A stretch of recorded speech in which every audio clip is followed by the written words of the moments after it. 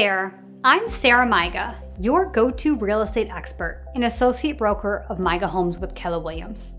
If you're new here and interested in all things real estate, be sure to hit the subscribe button by clicking that little icon in the bottom right-hand corner of the video.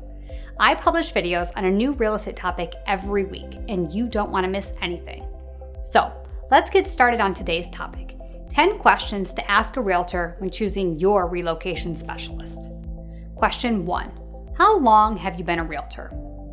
When selecting a relocation specialist, it's very important to find someone who has both experience and knowledge of the business. Although length in the industry does not always translate into more experience and knowledge, the likelihood of the agent being more resourceful or knowledgeable is higher if they've been in the business a longer time. However, if you do interview an agent who may have only been in the business a few years, then I suggest asking them how many transactions they've done or how much volume they've closed in their career to get a better idea of their experience. This is because sometimes agents can do more business in less time than agents who have been in the business a long time but are doing minimal production. Question 2. Do you work independently or with a team? This is an important one because most people have no idea how the real estate business is set up and what options are out there. Not to mention, with advertising and marketing, the word team is thrown around a lot and doesn't always mean the same thing. So, what is the difference between an independent agent and an agent who works on a team? An independent agent, or also known as a solo agent, runs their own business and is completely in charge of all aspects of the real estate transaction from start to finish. An independent agent can choose to hire independent contractors to take care of tasks that may not be necessary for them to do, like hanging for sale signs or putting lock boxes on the door, dropping off property brochures. But the key differentiator is that the person you're hiring is the final decision maker and also the person who is guaranteeing your result. An agent who works on a team, on the other hand, is generally only responsible for the role they are assigned by the team leader. Oftentimes, they will handle parts of the process, and there's another person who's responsible for assisting them with the transaction. This could be handling title work, getting the contract to close once you sign a purchase agreement, or an admin who enters and markets the listings for sale. Every team is designed, structured, and led by a team leader, or also known as a top producing agent. If you work with an agent who works on a team, they will need to get approval for special requests or any deviations from the business plan by the team leader. In addition, you'll be interacting with many people throughout the process. One of the other considerations for working with a team is that if you contact the team lead, sometimes they may assign an agent on their team to work with you instead of working with you themselves. If you prefer to choose who you work with, this may not be an ideal scenario for you.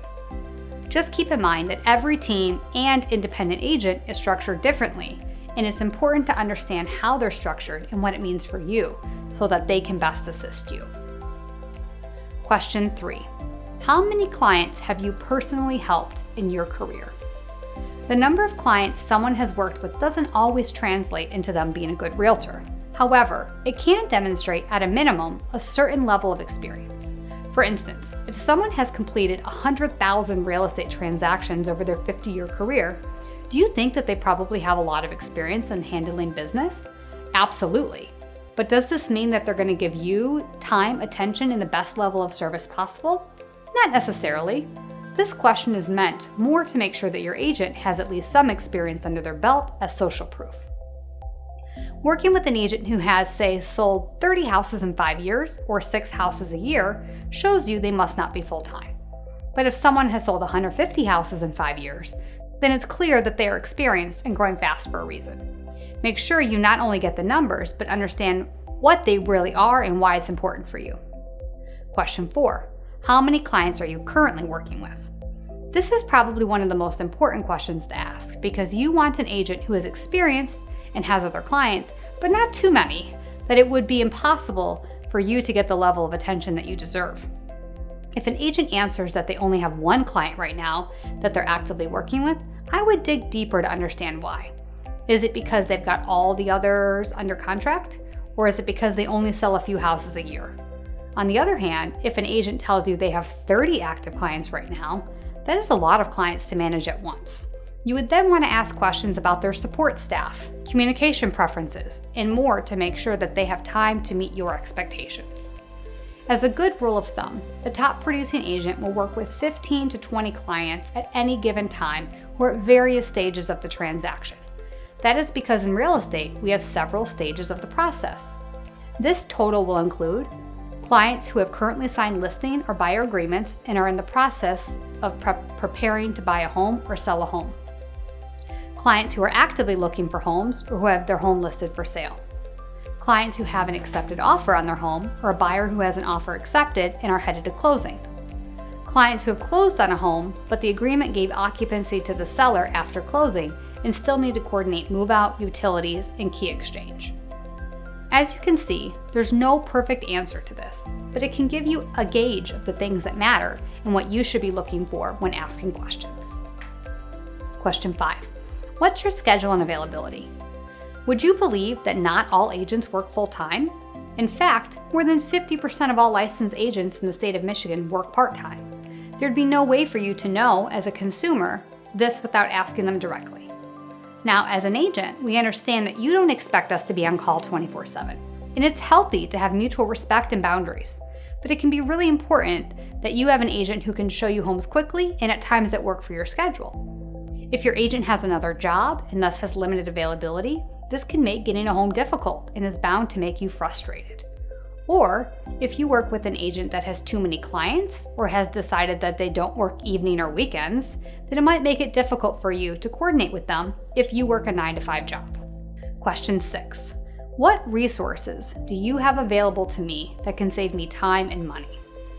Believe it or not, your realtor should be doing more than just opening doors and writing contracts. Another way that they can provide value to you is by providing you with a list of contractors that you can call for various issues or concerns that will A, offer discounts, B, give you priority to expedite the process, and C, make it easy for you to get it done with little to no stress. Most top producing agents have some sort of affiliate referral program, which should in turn save you time, money, and stress.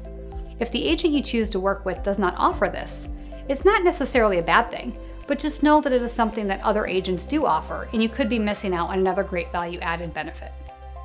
On a side note, if you've not done so, I recommend you check out my video, What is the Maiga Moves Concierge Service, on my channel to learn more about what I've put together for my clients. Question 7. How will you keep in contact with me during the buying or selling process? As we all know, communication is everything. You don't want an agent who just sits back and waits for you to contact them.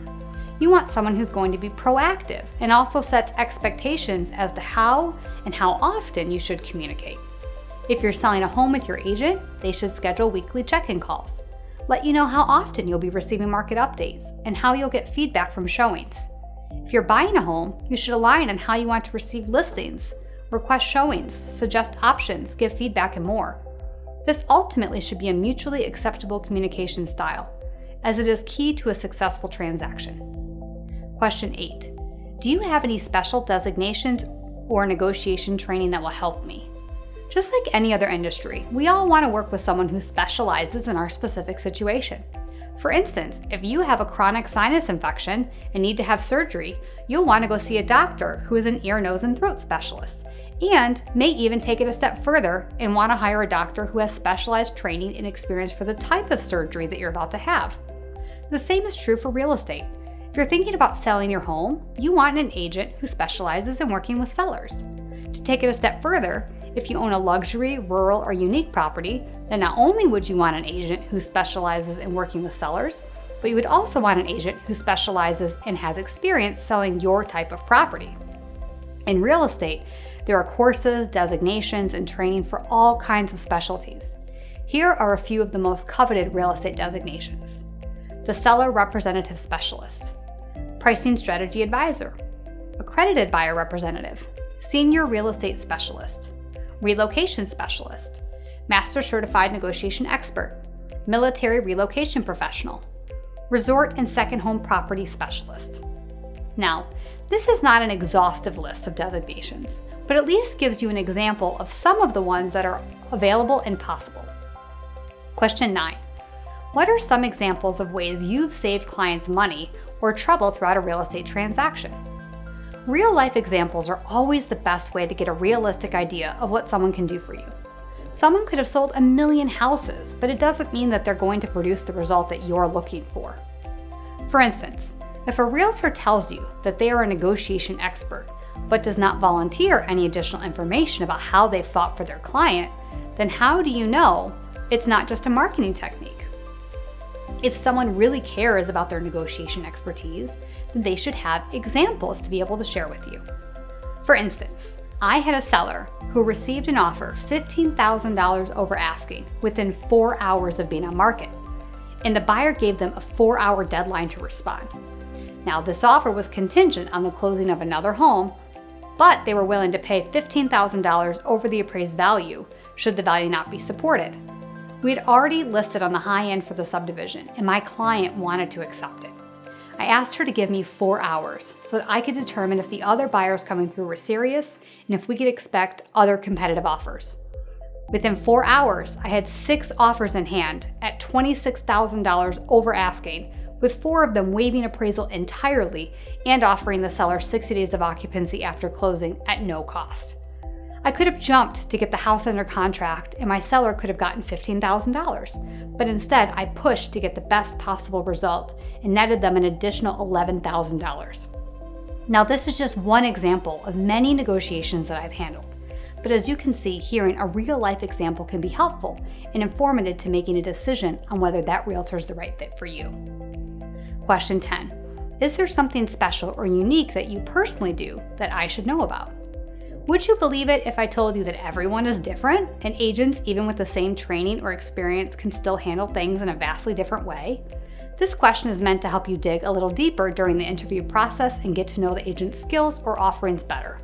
Does the agent do something extra during the pre-listing phase that other agents aren't doing? Are they able to assist you with the appraisal or financing issues? Do they have a staging company or access to one should you need more assistance? These are just a few examples, but it can help you see things more clearly. I hope that you found today's episode insightful and informative.